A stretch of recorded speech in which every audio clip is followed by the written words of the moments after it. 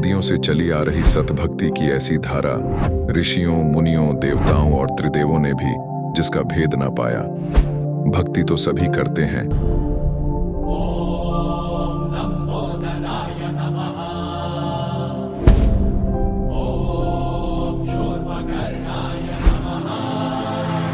और हरदम यह सोच रहती है कि रहने के लिए आलीशान घर हो, घूमने के लिए बड़े बड़े पार्क हो, खाने पीने के लिए स्वादिष्ट भोजन हो, हम कभी बीमार ना हो, कभी दुखी ना हो और कभी भी ना मरे।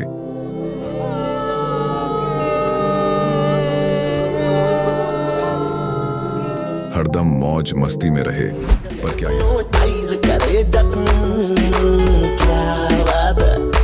पर क्या यह संभव है? हम सब इतनी भक्ति करते हैं, व्रत करते हैं, श्राद्ध निकालते हैं, कावड़ लेकर आते हैं, बोले बोले, बोले, अरे बोले बोले, बोले। मंदिरों में जाकर मूर्ति पूजा करते हैं,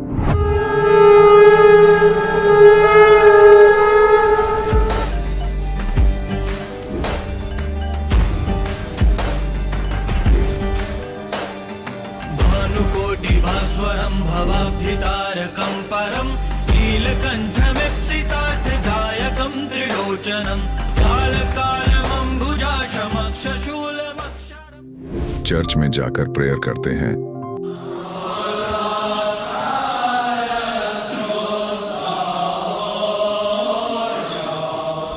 मस्जिद में जाकर नमाज अदा करते हैं,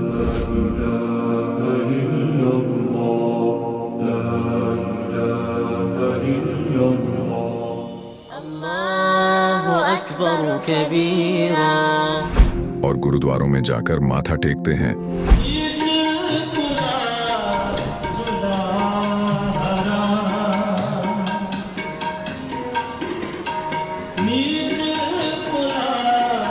फिर भी दुखी क्यों है?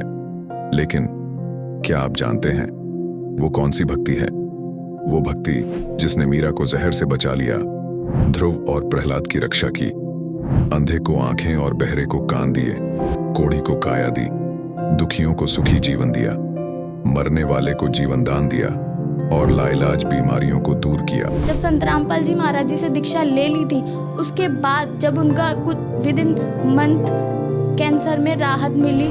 जैसे हम लोग परमात्मा का आदेश आया, हम लोग हॉस्पिटल गए और ऑपरेशन कराया। भगत जी 1 रुपया का भी दवाई माता जी को खाना नहीं पड़ा, और जो डॉक्टर कैंसर है बताते थे, वही डॉक्टर के मुख से हमने ये सुना भगत जी कि ये चमत्कार कैसे हो गया।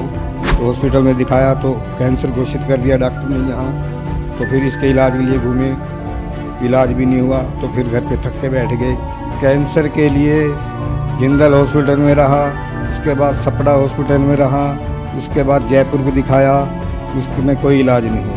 संत रामपाल जी महाराज जी ने चरणामृत प्रसाद दिया और आशीर्वाद दिया और भक्ति ज्ञान दिया, और उसके बाद मैं तंदुरुस्त हूँ। हर दिन में अपना सब कुछ खाता हूँ, मुझे कोई समस्या नहीं। मेरे को बीमारी ये थी सर कि ब्लड ट्यूब में मेरे को एक प्रकार का पस आ गया था और इन्फेक्शन हो गया था।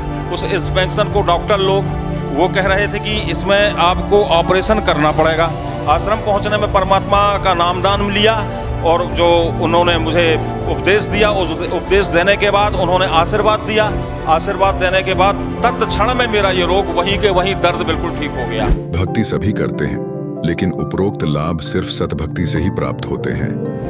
आज भी सतभक्ति करने वाले हजारों लाखों लोगों को शास्त्र अनुसार भक्ति का अद्भुत अनुभव प्राप्त हो रहा है। आइए जानते हैं ऐसे ही लाखों श्रद्धालुओं में से एक सतभक्ति करने वाले इस श्रद्धालु का अनुभव। नमस्कार सर। नमस्कार सर। सर क्या नाम है आपका? विनोद साहू। विनोद जी आप कहाँ से हैं? ग्राम मिरई कला, जिला राजनांदगांव, छत्तीसगढ़। विनोद जी संत रामपाल जी महाराज से नाम दीक्षा आपने कब ली? मैंने संत रामपाल जी महाराज जी से 2015 में नाम दीक्षा ली थी। संत रामपाल जी महाराज से नाम दीक्षा लेने से पहले क्या आप कोई भक्ति साधनाएं भी करते थे?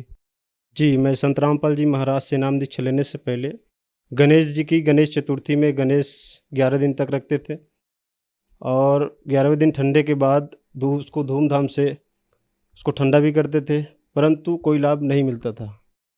तो फिर क्या कारण बना कि आप संत रामपाल जी महाराज जी की शरण में आए? कारण ऐसा था सर जी, पहले मेरे पिताजी नाम दीक्षा ले चुके थे। उन्होंने पूरे नशा, जितने भी नशा करते थे वो छोड़ दिए थे, और मांस मटन जो भी खाते थे छोड़ दिए थे। उसी को प्रेरणा पाकर मैंने नाम दीक्षा 2015 में ली थी संत रामपाल जी महाराज जी से। आपके क्या अनुभव रहे संत रामपाल जी महाराज से नाम दीक्षा लेने के बाद, या आपको कुछ लाभ भी मिले? जी, सबसे पहले तो दास को आध्यात्मिक ज्ञान हुआ। भगवान का पता नहीं था, भगवान कौन है, परमेश्वर कौन है, वो सबका मालिक कौन है। उसके बाद मैंने संत रामपाल जी महाराज से 2015 में नाम दीक्षा ली, और उस दिन से दास कोई भी नशा नहीं करता है जी। दास को बचपन से ही दमा की बीमारी थी, क्योंकि घर वाले में बताया था कि आप निमोनिया वाले हो और दमा वाले हो। दास को पता नहीं था कि इस बारे में। दास पढ़ाई करता था तो खेलते खेलते गिर जाता था, कभी कभी थकान ज़्यादा होता था, पसीना आता था, धड़कन की तेज़ बढ़ जाती थी। इसीलिए जब पापा को बताता था घर में, तो वो कुछ दवाई गोली देते थे, डॉक्टर के पास लेके जाते थे। फिर भी मेरा जो दमा था उसका आराम नहीं हुआ। ऐसे ऐसे करते करते करीब 20 साल हो चुका था जी। डॉक्टर बोलते थे कि कुछ और ऊपर डॉक्टर के पास लेके जाओ, ठीक हो जाएंगे ऐसे करके। लेकिन घर की आर्थिक स्थिति ख़राब थी कि इलाज करने के लिए उतना पैसे नहीं थे। सर, जैसे कि आपने बताया कि आप 20 साल से ज़्यादा इस दमा की बीमारी से, सांस की बीमारी से ग्रसित थे, डॉक्टर ने आपको दवाई खाने बताया था, तो क्या आप संत रामपाल जी महाराज से नाम दीक्षा लेने के बाद आपका ये दमा ठीक हुआ, और क्या आज आप भी दवाई खाते हैं? नहीं सर जी, जब से मैंने संत रामपाल जी महाराज से नाम दीक्षा लिया है, तब से 1-2 महीना लगा ऐसे, लेकिन उसके बाद वो दमा कहाँ गई पता ही नहीं चला।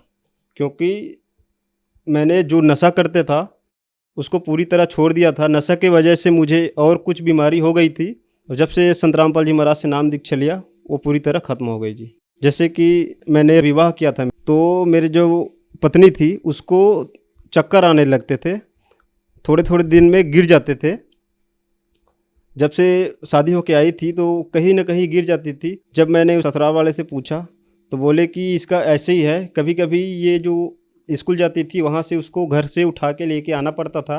और सदगुरुदेव संत रामपाल जी महाराज की कृपा से आज तक उन्हें ऐसा कोई चक्कर नहीं आया है, नहीं गिरे हैं। जब मेरी पत्नी प्रेग्नेंट थी तो जब सोनोग्राफी करवाया गया, बच्चे का पार्ट्स था वो पूरा अलग अलग था। डॉक्टर ने बताया था कि 9वां महीना हो गया है, इस तरह से कैसे हुआ है अलग अलग। तो हम सबको चिंता होने लगी। तो जब मैंने घर आके परमात्मा सदगुरु रामपाल जी महाराज जी से अरदास लगाया, उसके बाद हम लोग रिपोर्ट लेके घर आए तो बहुत दुखी हुए कि क्या करेंगे, कैसे करेंगे। उसी समय हमने नाम दीक्षा ले ली थी संत रामपाल जी महाराज जी से। तो उसी समय हमने दंडवत किया, प्रणाम किया और गुरुजी से अरदास लगाई कि हे परमात्मा, अब हम कहीं नहीं जाएंगे, अब आपके ही कृपा से, आपके ही आशीर्वाद से हम कुछ कहीं नहीं जाएंगे, डॉक्टर के पास जाएंगे ही नहीं, आप ही देखना मालिक ऐसे करके। उसके बाद जस्ट 15 दिन बाद उसको डिलीवरी होनी थी, तो 15 दिन बाद हम उसे हॉस्पिटल में एडमिट करवाएं। एडमिट करवाने के बाद जब हॉस्पिटल में गए तो उसका डिलीवरी होना था तो बहुत लेट में हुआ था। अस्पताल में लेके गए तो बताया गया कि आपकी जो बीवी है उसको कम से कम 1 दिन और रहना पड़ेगा। तो परमात्मा से फिर से अरदास लगाई, हे परमात्मा इतना दूर आए हैं, कृपया जल्दी करो ऐसे करके। फिर परमात्मा ने सुनी। फिर उसी रात को 3 बजे मेरी पत्नी की डिलीवरी हुई और वो बच्चा स्वस्थ हुआ परमात्मा की दया से। जिस तरह से हमने सोचा था कि हमारे बच्चे अलग अलग हैं, वो परमात्मा की दया से स्वस्थ हुआ।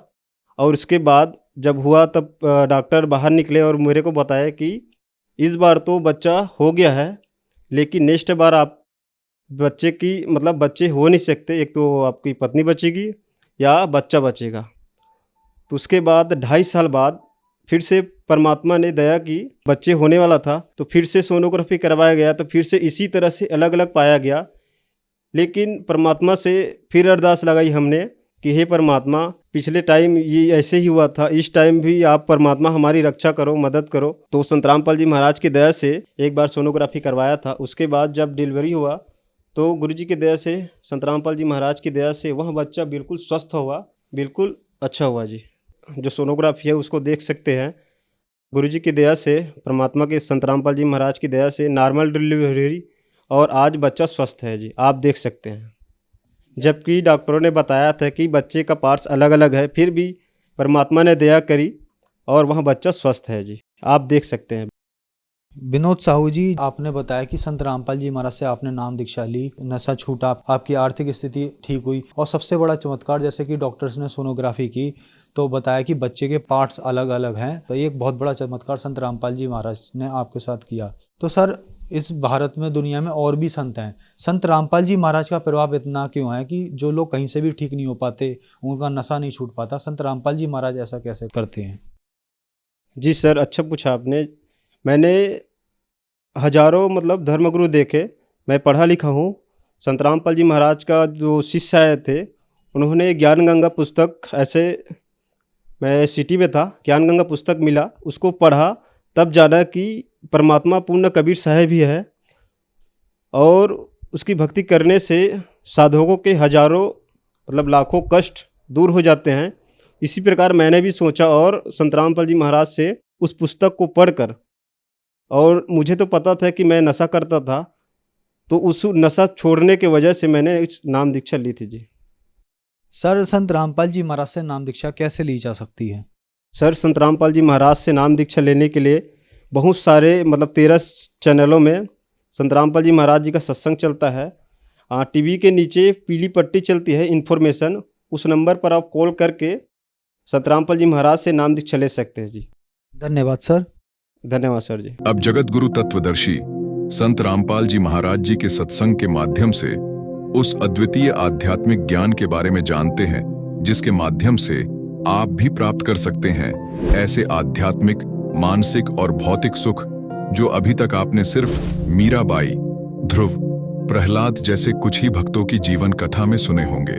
अब सुनिए तत्वदर्शी संत के संग शास्त्र अनुकूल भक्ति सत्संग, ऐसा अद्वितीय आध्यात्मिक ज्ञान जिसका है सर्वधर्मों के पवित्र शास्त्रों में प्रमाण। अब परमात्मा एक कारीगर का रूप बना के, वृद्ध कारीगर जैसा नरसी के पास आए थे, और वहाँ एक वृद्ध कारीगर, कति वृद्ध 86 वर्ष की आयु दिखा रहे हों जैसे लीला करे, और कहा, राजन मैं बड़ा अनुभवी कारीगर हूँ और मैंने बहुत से ऐसी लकड़ी तंदन का बहुत बड़ा मास्टर हूँ, और मैंने सुना है कि यह मूर्तियाँ बन नहीं पा रही, मैं मूर्ति बना दूंगा। राजा ने बड़ी खुशी हुई कि अनुभवी व्यक्ति दिखे है और मेरी शायद बात बनेगी। कहा, जी ठीक है, बनाओ, अभी मंगा देता हूँ तंदन की लकड़ियाँ। कहने लगा, मुझे एक कमरे में बंद कर दो, जब तक ये मूर्ति ना बन जाए मैं बाहर नहीं निकलूंगा, वैसे नहीं बनेंगी ये मूर्तियाँ, और अब बनने के बाद मैं अपने आप आ जाऊंगा, चिंता मत करना, और तुम बीच में मुझे डिस्टर्ब ना करना, डिस्टर्ब करोगे तो मूर्ति जो कि तो जितनी बन चुकी होंगी उतनी रह जाएंगी। राजा ने बोला, जी ठीक है, जैसे आपको। उसका भोजन पानी अंदर रखवा दिया सारा। अब वो नाथ जी आ गया।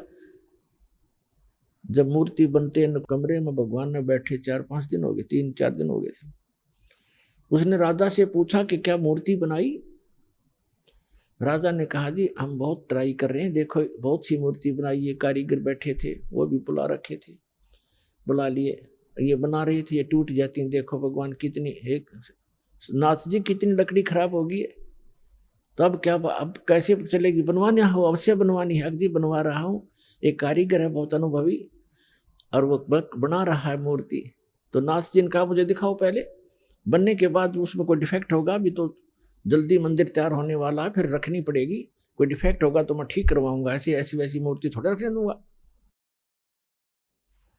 तो उन्होंने बताया, जी कारीगर ने कहा कि जब तक मैं मूर्ति नहीं बनेगी मैं बाहर नहीं आऊंगा, और बीच में तुमने मुझे छेड़ दिया तो मूर्ति वही की वही रह जाएंगी। नाथ जी कहने लगे, ऐसी कोई बात है, खुलवाओ इस दरवाजे को।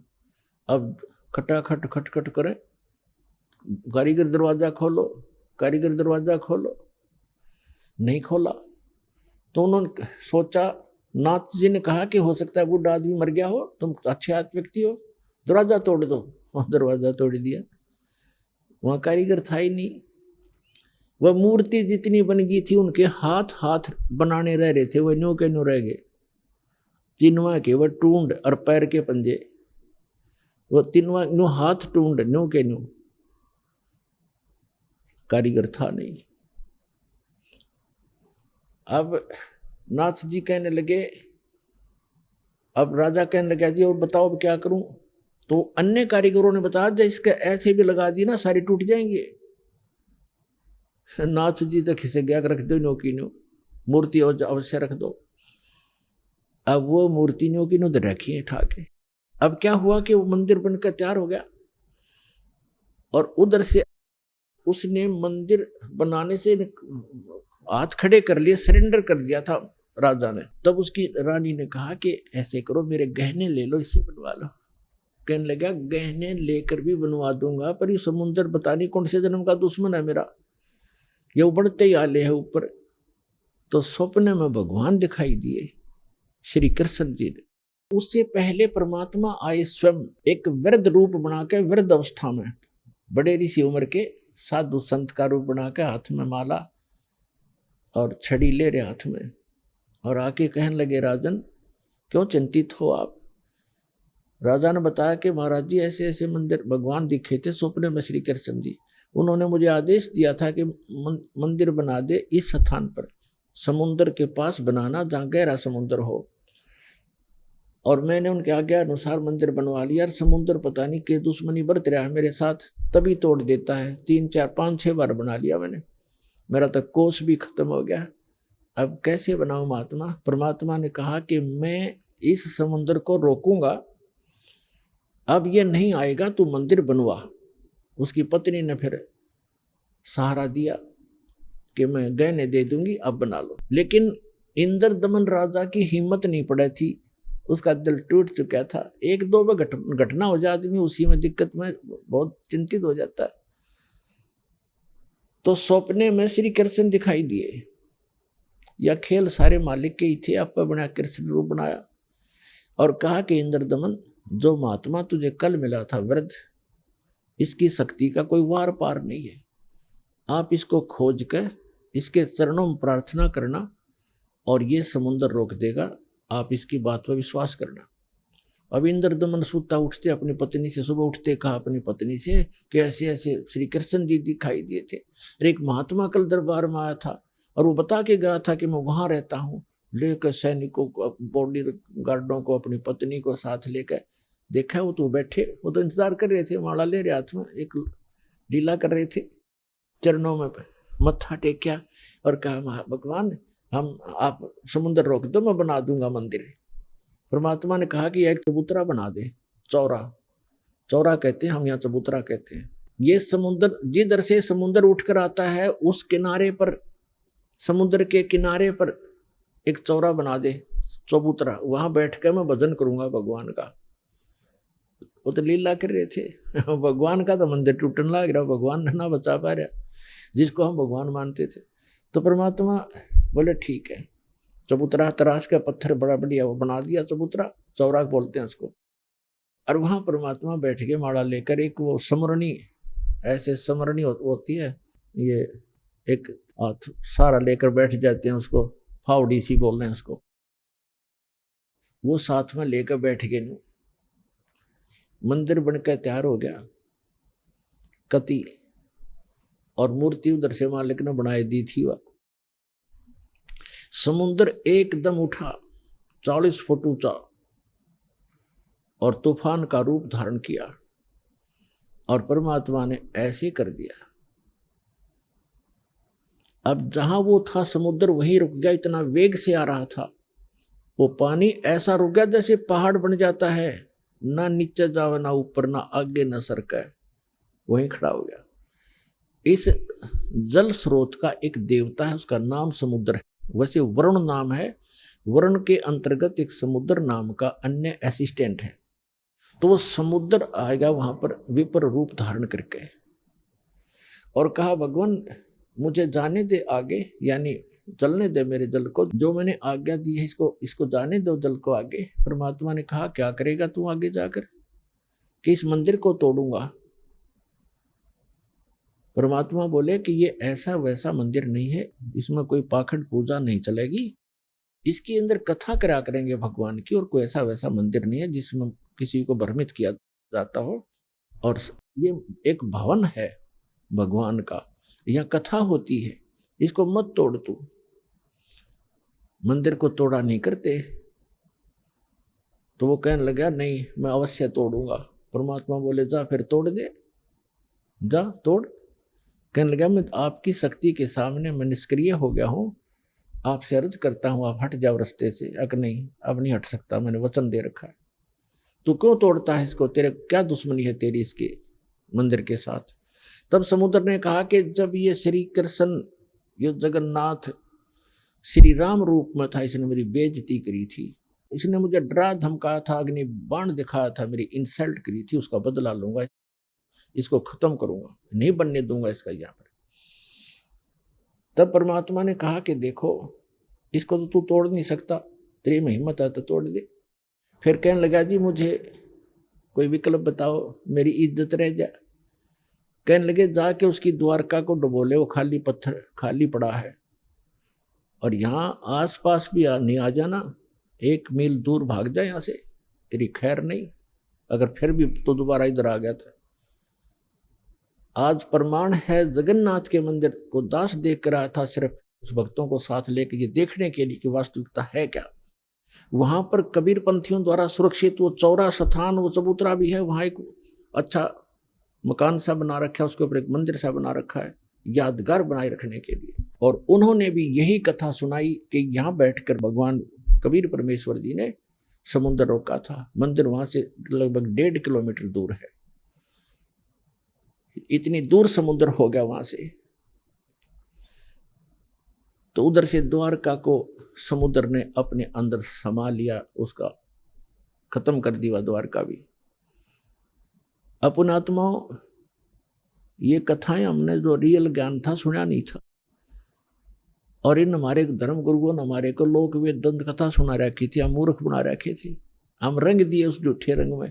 अब सच्चे रंग ज्ञान को सुनते सुनते हमारी जो है ना मन कई बार बगावत करता है, फड़कता है, लेकिन कहाँ तक फड़केगा, आखिर में टेकना पड़ेगा इस मन को, क्योंकि अज्ञान से ये उसमें रंगा था, तो ज्ञान इसके अंदर अब समा जाएगा, तो ये अपने आप सेट होगा। अब क्या होता है देखो, आपको हिंदुस्तान के अंदर हिंदुओं को खूब पता है कि आज से 500 1000 वर्ष पहले, 600 वर्ष पहले, 100 वर्ष पहले, 50 वर्ष पहले कितनी छुआछात थी, हमने देखी खुद। हरिजनों को, छोटी जाति वाले जो मानते थे, इनको मंदिर में तक घुसण भी नहीं दिया करते, बाहर खड़े खड़े ये अपना कोई मांग मूंग लेते, जो लेना देना होता बाहर ही दे दिया करते, इनको टुकड़े टाकड़े। इतनी छुआछाती, मंदिर में प्रवेश नहीं करने देते थे, केवल पुजारी ही वहां जाते थे, या कोई स्वर्ण जाति के ही मंदिर में प्रवेश होते थे। अब आप देखते हो शुरू से जब से जगन्नाथ का मंदिर बना है उसमें छुआछात नहीं है। क्यों? उसमें भगवान बदल गया या विधान बदल गया इन धर्म गुरुओं का, वहां क्यों नहीं छुआछात? कोई जवाब नहीं इनके पास। अब सच्चाई क्या है ये दास बताएगा। जब वो मंदिर बनकर तैयार हो गया और मूर्ति स्थापना कर दी, अगले दिन उसकी पूजा करनी थी, वो प्राण प्रतिष्ठा के है ना, वो करनी थी।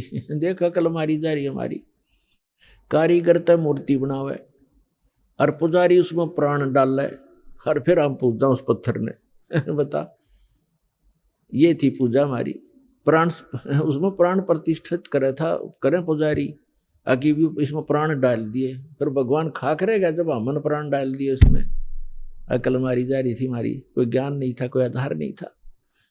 तो फिर क्या हुआ,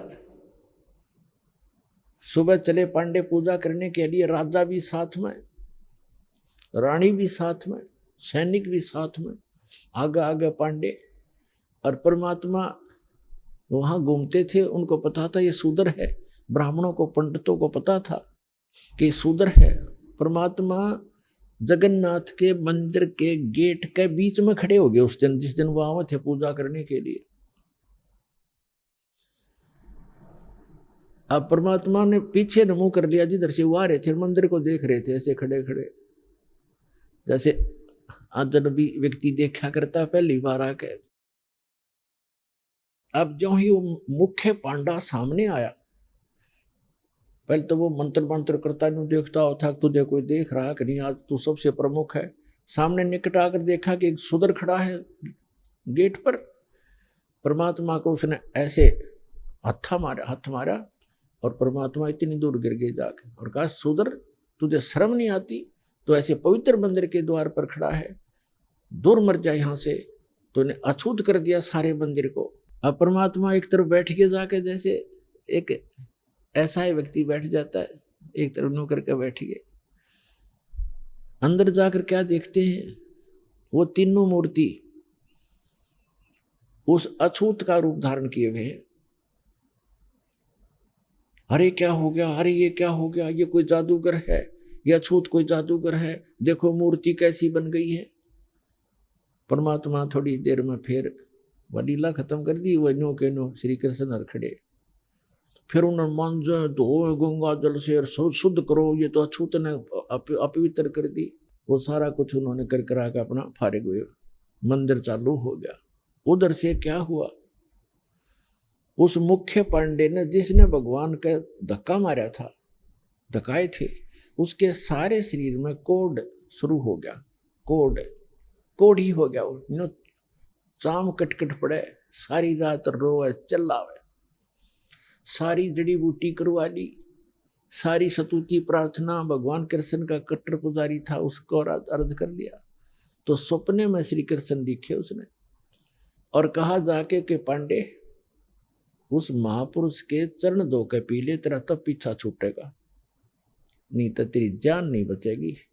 मेरे पास कोई तेरा समाधान नहीं इसका। अब कहते मरता क्या नहीं करता। उसने अपने साथी पांडे बुलाए और कहा, भी भगवान ने ऐसे ऐसे कहा है, मेरा बुरा हाल है और ऐसे आदेश दिया है भगवान ने, क्या करूं मैं। वो कहने लगे, क्या फर्क पड़ता है, जान बच जाएगी, हर चल चरणामृत ले ले, उसके माफी मांग ले, क्षमा याचना कर ले। परमात्मा बैठे थे वहां, घूमा करते हो तो काम ही सारे थे। अब वो पांडा तो लेकर चल रहा कटोरे में जल, चरणामृत बनाऊंगा। वो निकट आओ, परमात्मा आगे को चल दे। अके नहीं पांडे, दूर रहना, हम अछूत है, दूर रहना, अछूत है। और वो हाथ जोड़ा, महाराज डट जाओ, महाराज जी रुक जाओ, मैं मर गया, मेरा बुरा हाल है। कि नहीं, आप अछूत, आपको अछूत के निकट नहीं आना चाहिए। अब काफी देर उनकी रिहर्सल करके रैली काट गए, तब बैठ गए एक पत्थर पे। अकबोल, क्या कहना चाहते हो? उन्होंने कहा, जी ऐसे ऐसे मुझे कोढ़ लग गया, मेरा कुछ समाधान बताओ, आपके चरण धोकर पीऊंगा, श्री कृष्ण जी ने बताया है। परमात्मा बोले, चरण धोने बात अच्छी बात है, लेकिन केवल चरण धोने कर पीने से नहीं बनेगी बात। मैं जो कहूं वो करना पड़ेगा, अगर जो कहोगे वही कर लूंगा। इस मंदिर के अंदर कोई छुआछात नहीं होगी। यदि तुमने छुआछात की तो तुम्हारी सबकी यही दशा फेर हो जाएगी, जो भी इसमें छुआछात करेगा। और एक पत्तल में शूद्र और ब्राह्मण रोटी खाओगा, मंजूर है? अकदी मंजूर है। कि ठीक है, ले जा चरणामृत। चरणामृत ले गया, ने बोला 40 दिन नहाइए, इसने सुरक्षित रखना, बाल्टी में थोड़ा बहुत डालते रहना, नहाता रहना और इसमें से पीते रहना, 40 दिन में ठीक होगा। कहते तो फिर बीच में क्योंकि तुरंत ठीक हो जाए तो फिर भूल जाए आदमी। तो ये दास उस मंदिर को देखकर आया था, सन 2000 की बात है। कुछ भक्त हमारे साथ थे, तो वहाँ एक पांडा था गाइड। हमने उनसे पूछा कि हमने ऐसे ऐसे सुना है कि यहाँ कोई छुआछात नहीं। कि नहीं, कोई छुआछात नहीं है, यहाँ पांडा भी, पुजारी भी, अगर आवश्यक हो और कोई भी आओ यहाँ पर, अछूत आओ, कोई, सब इकट्ठे बैठकर खाते हैं खाना। मैं बोला, भाई सारे मंदिरों में ऐसा नहीं है, तो इसमें क्यों ऐसा है कि छुआछात नहीं है? कि ये लीला है भगवान की, लीला है जगन्नाथ की। तो बात हुई, ये कोई सिर पैर है तुम्हारी बात का? लीला है जगन्नाथ की। दूसरे मंदिरों में जगन्नाथ कहाँ गया जहाँ तुम किसी ने घोषणा बना दिया करते? फिर मैंने उससे प्रश्न किया कि हमने सुना है कि ये मंदिर पहले कई बार टूटा, 6 बार टूटा, फिर कैसे बना भाई, ये किसने बनवाया? कि लीला है जगन्नाथ की। बता, कोई खाक है इनका उत्तर? लीला है जगन्नाथ की।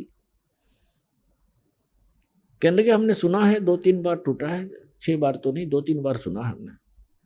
मैं फिर किसने बचाया इसको? कि लीला है जगन्नाथ की। तेरा सर है जगन्नाथ की लीला। कक्का पता नहीं दुनिया बंडा जी मूर्ख बना रखे वहां पर, उसमें मूर्ति रखने का आदेश नहीं था, तुमने मूर्ति रख रखी है। अर्ध रात्रि बीत गई थी, सौपन में दिखे घनश्याम, इंद्र दमन एक मंदिर बनवा दे, जगन्नाथ हो जिसका नाम। इंद्र दमन एक मंदिर बनवा दे, जगन्नाथ हो जिसका नाम। अर्ध रात्रि बीत गई थी, सौपन में दिखे घनश्याम, इंद्र दमन एक मंदिर बनवा दे, जगन्नाथ हो जिसका नाम। इंद्र दमन एक मंदिर बनवा दे, जगन्नाथ हो जिसका नाम।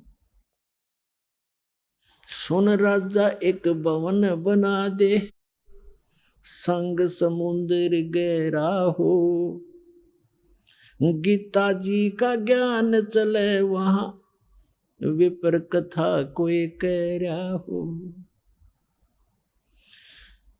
ना मूर्ति न पाखंड पूजा, वो सहज स्वभाव से रह रहा हो।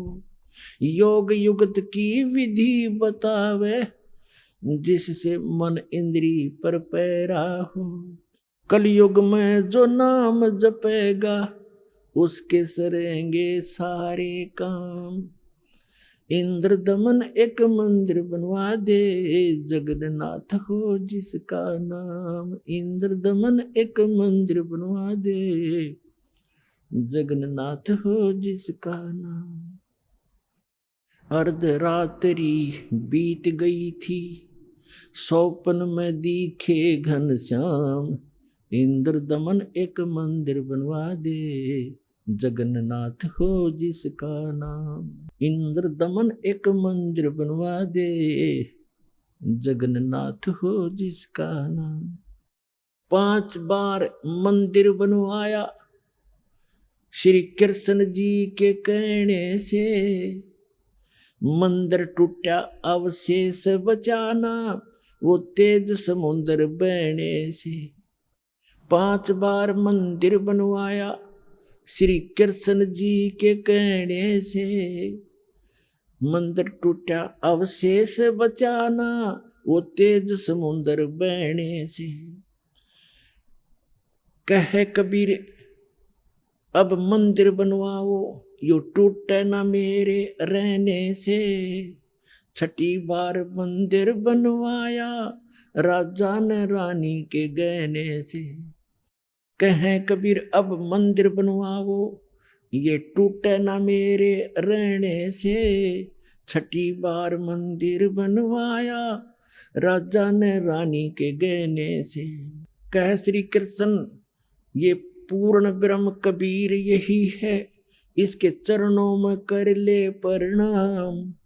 इंद्र दमन एक मंदिर बनवा दे, जगन्नाथ हो जिसका नाम। इंद्र दमन एक मंदिर बनवा दे, जगन्नाथ हो जिसका नाम। अर्ध रात्रि बीत गई थी, सौपन में दिखे घनश्याम। इंद्र दमन एक मंदिर बनवा दे, जगन्नाथ हो जिसका नाम। कहे कबीर एक चबूतरा बनवाओ, जहां राम नाम लो लाऊंगा। जिस पर बैठ मैं समुद्र को रोकूं और मंदिर को बचाऊंगा। कहे कबीर एक चौरा बनवा दे, जहां बैठ राम नाम लो लाऊंगा। जिस पर बैठ समुद्र को रोकूं और मंदिर को बचाऊंगा। अब कहे समुद्र उठो भगवान, मैं मंदिर तोड़ने जाऊंगा। राम रूप में इसने मुझे सताया, वो बदला लेना चाहूंगा। कहे समुद्र उठो भगवान, मैं मंदिर तोड़ने जाऊंगा। राम रूप में इसने मुझे सताया, वो बदला लेना चाहूंगा। अग्निबाण से इसने रास्ता मांगा और कहा था मुझको नीच गुलाम। इंद्र दमन एक मंदिर बनवा दे, जगन्नाथ हो जिसका नाम। इंद्र दमन एक मंदिर बनवा दे, जगन्नाथ हो जिसका नाम। अर्धरात्रि बीत गई थी, स्वप्न में दिखे घनश्याम। इंद्र दमन एक मंदिर बनवा दे, जगन्नाथ हो जिसका नाम। इंद्र दमन एक मंदिर बनवा दे, जगन्नाथ हो जिसका नाम। श्री कृष्ण जी की पूरी द्वारका, परमात्मा ने कहा समुद्र से, श्री कृष्ण जी की पूरी द्वारका उस पर जाकर लाओ घात। इधर समुद्र बहर जो आ गया तो ठीक नहीं रहेगी बात। कृष्ण जी की पूरी द्वारका उस पर जाकर लाओ घात। और सुनो समुद्र जो इधर फिर आ गया ठीक नहीं रहेगी बात। 1 मील वो सागर हट गया, जोड़ करके दोनों हाथ। और पूरी द्वारका डबोली थी, वो श्री कृष्ण जी की बिगाड़ी जात। 1 मील समुद्र हट गया, जोड़ करके दोनों हाथ। और पूरी द्वारका डबोली फिर श्री कृष्ण जी की बिगाड़ी जात। पर्वत की जो रुक्या समुद्र, पर्वत की जो रुक्या समुद्र, ऐसे जगन्नाथ का बन गया धाम। इंद्र दमन एक मंदिर बनवा दे, जगन्नाथ हो जिसका नाम। इंद्र दमन एक मंदिर बनवा दे, जगन्नाथ हो जिसका नाम। अर्धरात्रि बीत गई थी, स्वप्न में दिखे घनश्याम। इंद्र दमन एक मंदिर बनवा दे, जगन्नाथ हो जिसका नाम। इंद्र दमन एक मंदिर बनवा दे, जगन्नाथ हो जिसका नाम। वर्द कारीगर बन के आए, वो बंदी छोड़ कबीर करतार। हाथ पैर प्रतिमा के रह गए, धक्के ते दिए खोल के वाड़े। वर्द कारीगर बन कर आए, बंदी छोड़ कबीर करतार। हाथ पैर प्रतिमा के रह गए, वो धक्के ते दिए खोल के वाड़े। अछूत रूप में साहेब आए, खड़े हुए थे बीच द्वार। पांडे जी ने धक्का मारा, कह करके न नीच गुलाम। अछूत रूप में साहेब आए, खड़े हुए थे बीच द्वार। पांडे जी ने धक्का मारा, कह करके न नीच गंवार। कोड लग्या वो पांडा रोवे, कोड लग्या वो पांडा रोवे। और काया का गल गया सब शाम। इंद्र दमन एक मंदिर बनवा दे, जगन्नाथ हो जिसका नाम। इंद्र दमन एक मंदिर बनवा दे, जगन्नाथ हो जिसका नाम। इंद्र दमन एक मंदिर बनवा दे, जगन्नाथ हो जिसका नाम। अर्धरात्रि बीत गई थी, स्वप्न में दिखे घनश्याम। इंद्र दमन एक मंदिर बनवा दे, जगन्नाथ हो जिसका नाम। इंद्र दमन एक मंदिर बनवा दे, जगन्नाथ हो जिसका नाम। चरण धो पांडे ने पिए, चरण धोकर पांडे ने पिए। ज्यों की तो फिर होगी खाल। और कहे कबीर सुनो सब पांडा, यहाँ पर छुआ छात की न चाल चाल। चरण धोकर पांडे ने पिए, ज्यों की तो फिर होगी खाल। कहे कबीर सुनो सब पांडा, यहाँ छुआ छात की न चाल चाल। जय कोई छुआ छात करेगा, उसका भी होगा यही हाल। एक पत्तल में दोनों जिम्मे, वहां पंडा गुलाम रामपाल। जय कोई छुआ छात करेगा, उसका भी होगा यही हाल। एक पत्तल में दोनों जिम्मे, पंडा गुलाम रामपाल। इसमें कौन सा भगवान बदल गया, ओ हे कृष्ण ओ हे राम। इंद्र दमन एक मंदिर बनवा दे, जगन्नाथ हो जिसका नाम। इंद्र दमन एक मंदिर बनवा दे, जगन्नाथ हो जिसका नाम। अपना आत्माओं, आज तक हमारे को यथार्थ ज्ञान सुनने को मिला ही नहीं, लेकिन आत्मा भगवान के लिए उसी दिन से तड़प रही है जिस दिन से ये उससे बिछुड़ कर आई है। और आज परमात्मा ने उस ज्ञान को ऐसा निखारा है, ऐसा उभारा है कि अब इस कलयुग में ये कोई भी इसको उलझा नहीं सकेगा, मिटा नहीं सकेगा। और जिनको भगवान की भक्ति करनी होगी वो भक्त पार बहुत आसानी से हो जाएंगे, क्योंकि अभी तक हमें दिशा ठीक मिली नहीं थी। सभी मानते हैं, सभी संसार के जितने भी धर्म हैं सब मानते हैं परमात्मा एक है, लेकिन हमारे वर्तमान के धर्मगुरु हमारे धर्म ग्रंथों से ही परिचित नहीं है, और जिस कारण से हम अपना जीवन नाश कर रहे और भक्ति ना करके हम अपने मानव जीवन को व्यर्थ कर जाते हैं। फिर भूत पितर और ना जाने कैसे कैसे कष्ट उठाते हैं। तो पुण्यात्माओं, मनुष्य जीवन केवल परमात्मा पाने के लिए मिला है, और जब तक हमें सतगुरु नहीं मिलेंगे, सच्चा ज्ञान नहीं मिलेगा और कंप्लीट कोर्स ऑफ वर्शिप नहीं मिलेगा, तब तक हम से कितना प्रयत्न भी करें, भक्ति भी करें, दान भी करें और चाहे अन्य कोई भी तीर्थ भी करते रहे, उससे कोई लाभ नहीं होगा। अपने आत्मा परमात्मा की लीला, परमात्मा की महिमा में लिखा हुआ है। परमात्मा लीला भी ऐसे ही करते हैं और हमारे सदग्रंथ भी उसको सेकंड करते हैं, उसका प्रमाणित करते हैं, समर्थन करते हैं। क्योंकि हम जितने भी धार्मिक जो धर्म बने हुए हैं और जितने धार्मिक व्यक्ति हैं, प्रत्येक अपने अपने सदग्रंथों को सही सत्य मानते हैं। हिंदू धर्म के अनुयायी अपने पुराणों को, अपने वेदों को, अपनी श्रीमद् भगवद गीता को, इनको सबको कति सत्य मानते हैं और बिल्कुल सत्य हैं, लेकिन हमें ज्ञान उसके विपरीत प्राप्त है। ऐसे ही पवित्र मुसलमान धर्म के धर्मगुरु अपनी कुरान शरीफ को अद्वितीय बुक मानते हैं, अल्लाह का कलाम, भगवान का वर्ड, भगवान की वाणी मानते हैं, लेकिन वो उससे परिचित नहीं है। और इसी प्रकार पवित्र ईसाई धर्म के जितने भी व्यक्ति हैं, अपने पवित्र बाइबल 3 पवित्र बुकों का संग्रह है, जिसमें एक है तौरेत, दूसरी जंबूर और तीसरी इंजिल। इन तीनों को इकट्ठा जल्द करके इसको बाइबल कहा गया है।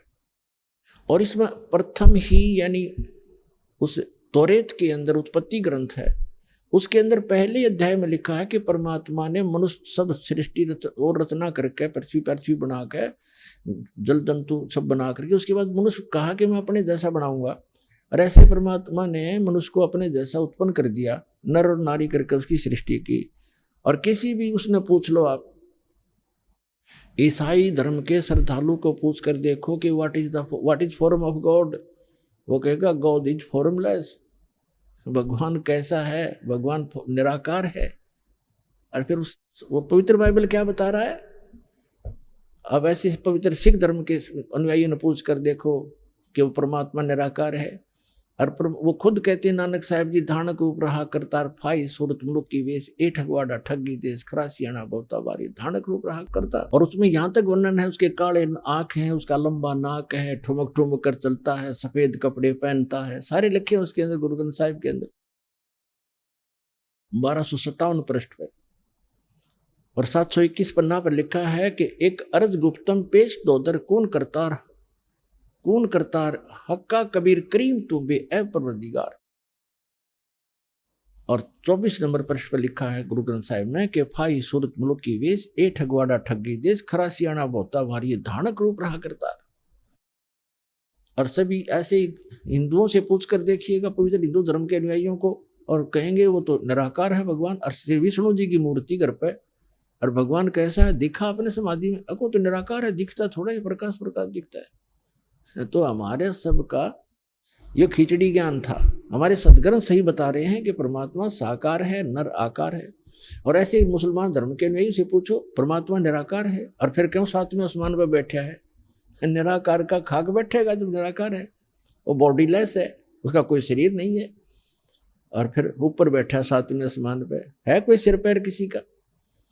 तो पुण्यात्मा सौभाग्य आप सबका कि आपको ऐसा अनमोल जड़ी मिल गई है, ऐसा अनमोल ज्ञान मिल गया। अपना कल्याण कराओ, पीछा छुटवाओ। बोलो सतगुरुदेव की जय हो।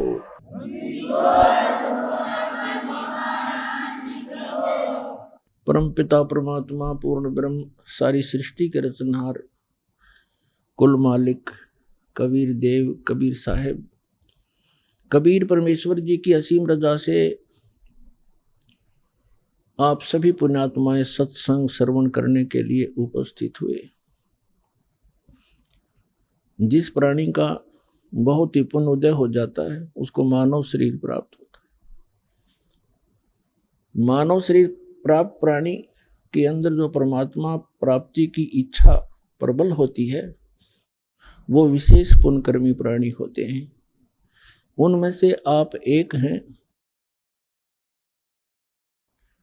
जो परमात्मा की विशेष आत्माएं हैं जिनको सत्संग सुनने का समय उपलब्ध हुआ। ये 5 दिवसीय सत्संग आज समापन होने जा रहा है। ये किस उपलक्ष्य में है पहले भी बताया था, आज भी नए श्रद्धालु आते हैं उनको जानकारी देते हैं।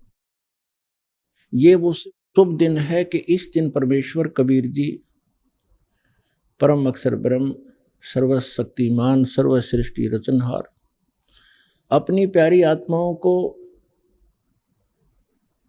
यथार्थ ज्ञान प्रदान करने के लिए और सत भक्ति बताने के लिए अपने परम धाम से सतलोक से चलकर आए थे। वो प्रत्येक युग में ऐसी लीला करते हैं। हमारे पवित्र चारों वेद इसके साक्षी हैं।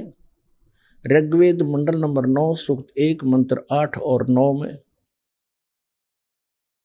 ऋग्वेद मंडल नंबर 9 सूक्त 82 के मंत्र 1 2 3 में, ऋग्वेद मंडल नंबर 9 सूक्त 86 के मंत्र 26 और 27 में, ऋग्वेद मंडल नंबर 9 सूक्त 94 के मंत्र 1 में, ऋग्वेद मंडल नंबर 9 सूक्त 95 के मंत्र 2 में, ऋग्वेद मंडल नंबर 9 सूक्त 96 के 96 के मंत्र 16 से 20 में, ऋग्वेद मंडल नंबर 9 सूक्त 20 मंत्र 1 में, ऋग्वेद मंडल नंबर 9 सूक्त 54 मंत्र 3 में, और भी अनेक स्थानों पर ये वेद गवाही देते हैं कि वो परम पिता, वो पूर्ण पुरुष सर्वसृष्टि रचनहार, उसका नाम कबीर देव है, कबीर साहब है।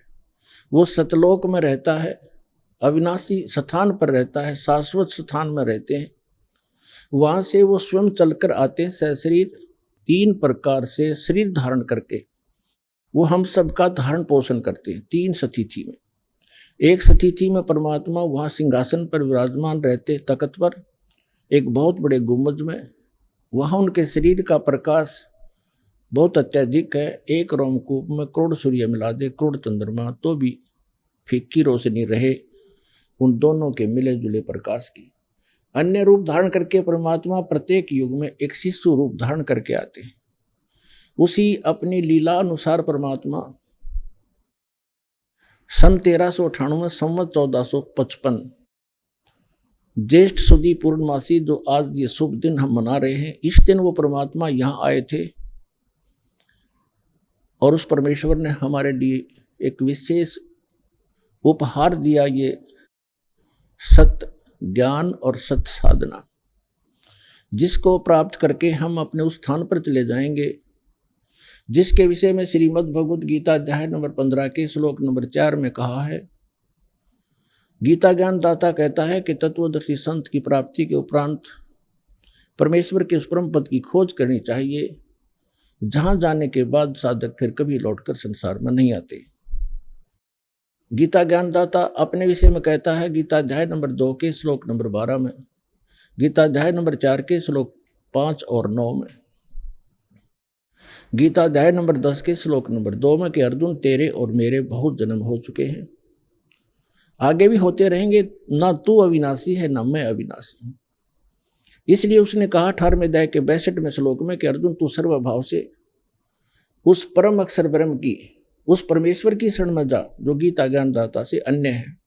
उसकी कृपा से तू परम शांति को और सनातन परम धाम को प्राप्त होगा, जहां जाने के बाद फिर कभी लौटकर संसार में जन्म मरण के चक्कर में नहीं आते। तो वो परमात्मा वो ज्ञान बताने के लिए स्वयं आए थे, सतलोक से चलकर आए थे, एक शिशु रूप धारण करके भारत की पवित्र धरती, पवित्र शहर काशी के अंदर एक लहर तारा तालाब शहर से लगभग 4 किलोमीटर की दूरी पर था, आज भी विद्यमान है वो। उसमें विकसित कमल के फूल के ऊपर आकर एक शिशु रूप धारण करके परमात्मा विराजमान हुए थे। एक नीरू नीमा नाम के जुलाहा थे, उनके इसी जन्म की थोड़ी सी हिस्ट्री सुनाते हैं। वो पहले ब्राह्मण थे, गौरी शंकर और सरस्वती उनका नाम था। वो दोनों भगवान शिव के परम भक्त थे, बहुत निस्वार्थ भाव से कथा किया करते थे, किसी भी जनता को भ्रमित नहीं करते थे। जो भी दक्षिणा उनको प्राप्त होती थी उससे अपना निर्वाह करते थे, और शेष बचे धन को, दीक्षा से प्राप्त शेष बचे धन को भंडारा कर दिया करते थे, संग्रह संचन नहीं करते थे। इस बात से मुसलमान बहुत अक्षुब्ध हुए।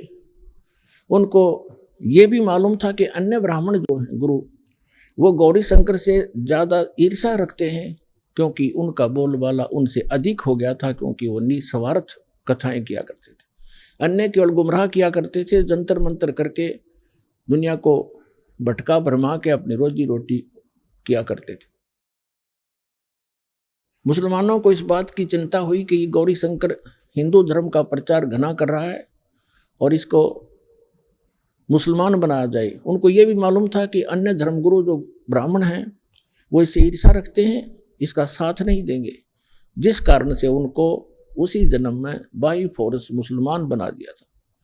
पहले निर्वाह चलता था दीक्षा से, लेकिन फिर वो दीक्षा बंद होगी, वो मुसलमान बना दिए गए। उनका नाम रख दिया नीरू और नीमा। नूर अली नाम रख दिया गौरी शंकर का, और सरस्वती का नाम रख दिया नियामत। उसको अब भ्रंश करके जैसे कहने लग जाते हैं, नीरू और नीमा कहने लगे। अब उनके सामने दो समस्याएं खड़ी हुई, एक तो निर्वाह की, दूसरी गंगा स्नान मुसलमान नहीं कर सकते थे उस पंचगंगा घाट पर। नीरू और नीमा ने अपने निर्वाह के लिए जुलाहे का कार्य शुरू कर दिया। उसमें कोई पैसा नहीं लगता था, 3-4 डंडे गाड़ लिए जाते हैं, खड्डी बना ली जाती है, उसमें वो परमात्मा के जो मुंह बोले माता पिता हुए वो अपना निर्वाह करने लगे। अब उनके सामने दूसरी समस्या ये थी कि वो गंगा में स्नान नहीं कर सकते थे, और प्रतिदिन स्नान करके अपनी नित्य क्रिया करना उनका एक स्वभाव बन गया था। भले ही वो मुसलमान बन गए थे, भले ही नमाज भी करने लग गए थे, लेकिन भगवान शंकर की श्रद्धा उनके हृदय से गई नहीं थी। अब वो प्रतिदिन स्नान करने के लिए लहर तारा नामक तालाब पर जाया करते थे। ब्रह्म मुहूर्त में प्रतिदिन स्नान करके आते थे। और लहर तारा तालाब कैसे बना था?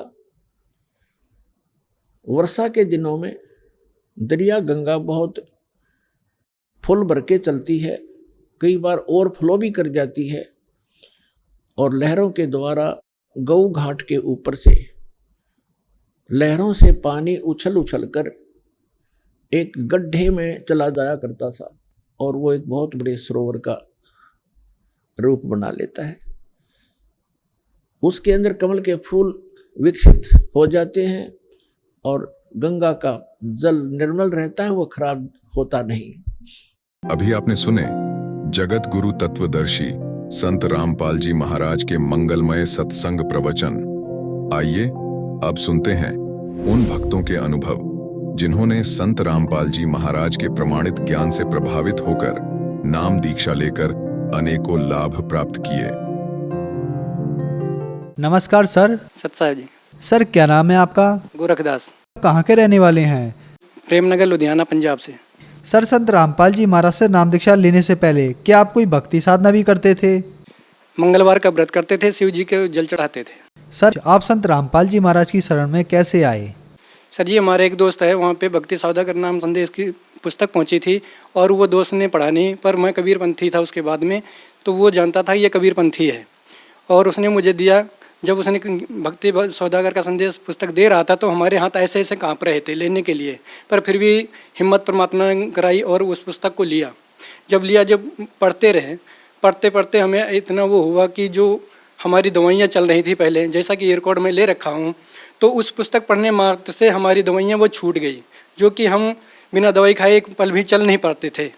और जब पुस्तक पढ़ना किसी कारण से हमने काम ज़्यादा होने के कारण हम पुस्तक नहीं पढ़ पाए उस दिन से हमें दवाइयाँ फिर खाना शुरू हो गया। उसके बाद फिर पुस्तक में पढ़ना शुरू किया, पर वो बात नहीं हुई। पुस्तक पढ़ते पढ़ते मतलब हमें ये हुआ कि हम कैसे वहाँ पे पहुँचे। फिर रात में परमात्मा से प्रार्थना की, दाता हम तो कभी देखा भी नहीं, बरवाला आश्रम कहाँ पे क्या है, आप ही दया करो। फिर उसी के दूसरे ही दिन सुबह जब हम नाई की दुकान पर अपना बाल कटवाने गए थे, वहाँ पे सतलोक आश्रम बरवाला का ही भगत पहले से सेव करा रहा था, तो वो नाई से चर्चा कर रहा था वो भगत। तो उससे मैंने सुनी सतलोक की कहानी, तो उससे पूछा, भगत जी ये तो सतलोक की आप बात कर रहे हो? तो वो भगत बोला, हाँ जी वहीं का हूँ। तो आप कैसे? मैं कहा मैं तो किताब पढ़ा हूँ। आप कैसे वहाँ से? कहता हम वहाँ जाते रहते। तो फिर उसको बोला मैं कि भाई आप मुझे भी लेके चलना। तो बोला ठीक है, आज के मतलब पूर्णिमा को सत्संग होगा, वो उस पर हम चलेंगे। सर संत रामपाल जी महाराज से नाम दीक्षा लेने के बाद आपको भी कोई लाभ प्राप्त हुए? उसके बाद तो कई लाभ हुए जी। जैसे हमारी दवाइयाँ छूटी, मेरे को पैरालिसिस हो गया था दिमाग में रसोली के कारण, ये उसी दवाइयों के हैं जो हम पहले दवाइयाँ खाया करते थे। ये रिपोर्टें हैं, अल्ट्रासाउंड है। सर पैरालिसिस हुआ था, सिर में गांठ के कारण ऐसा हुआ था, जो कि डॉक्टरों से काफ़ी दिन तक इलाज करवाया, 7-8 इलाज करवाया, पर नहीं फ़ायदा हुआ था। जब संत रामपाल जी महाराज की शरण में गया, फिर उसके बाद लाभ हुआ और कई लाभ हुए सर जी। जैसे हमारी आर्थिक स्थिति कमज़ोर हुआ करती, इस समय बंदी छोड़ सदगुरु रामपाल की रजा से हमारे सारे सुख हो रहे हैं, कमाई भी अच्छी हो रही, और जो और खर्चे थे दवाइयों के, ये जो खर्चे जाते थे ये भी बिल्कुल सीमित हो गए। कभी बुखार की या किसी और चीज़ की दवाई लेनी पड़ती, बाकी वैसे पर्सनल कोई दवाई नहीं लेनी पड़ती।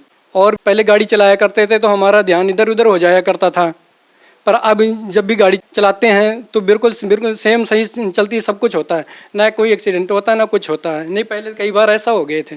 सर क्या आप नशा भी करते थे? पहले करते थे, बीड़ी सिगरेट ये सब करते थे, लेकिन जब से संत रामपाल जी महाराज की शरण में आया, सारी बुराइयां त्याग दी, सिर्फ परमात्मा की भक्ति करते हैं।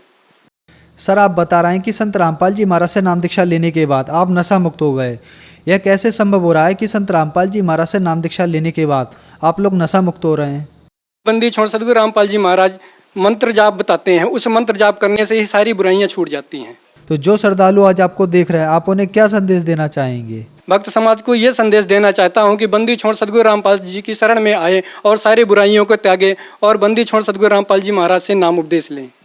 सर संत रामपाल जी महाराज से नाम दीक्षा कैसे ले सकते हैं?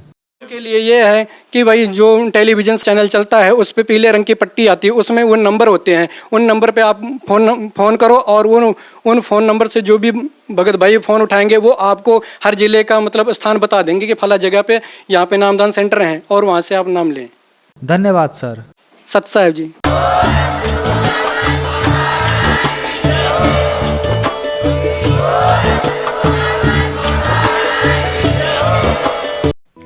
आप सुन रहे थे जगत गुरु तत्वदर्शी संत रामपाल जी महाराज के मंगल प्रवचन।